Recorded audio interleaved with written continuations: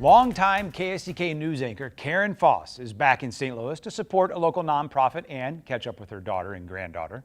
When she stopped by KTRS Radio to spend an hour with Jennifer Blome and Art Holiday, she had a lot to say about Don Marsh's resignation from St. Louis Public Radio and men and women in the workplace.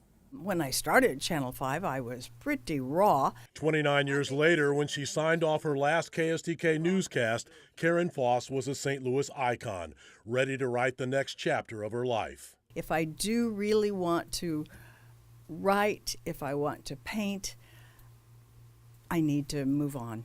Friday's interview at KTRS was about catching up with two longtime colleagues.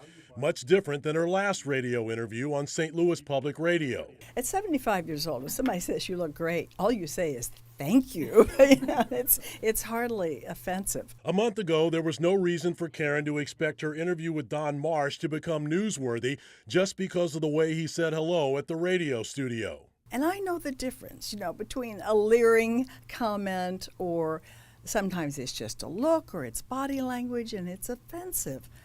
This was nothing like that. As Foss and the rest of us learned, it set in motion a series of events, complaints by Marsh's co-workers, and eventually Marsh resigning after 13 years at St. Louis Public Radio. What were you thinking from a distance, because you had left town? Right.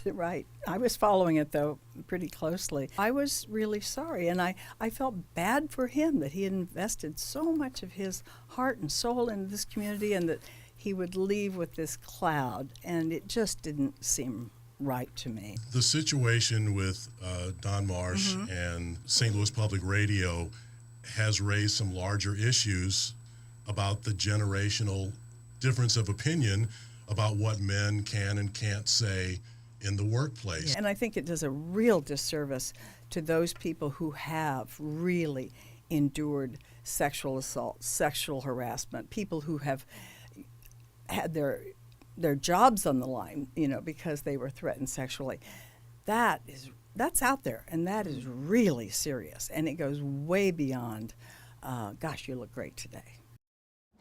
In her interview, you heard Karen mention painting and writing in her retirement years. She says she's looking forward to a painting vacation later this year, and she's writing a memoir, but she says it may be more for her grandchildren than to publish.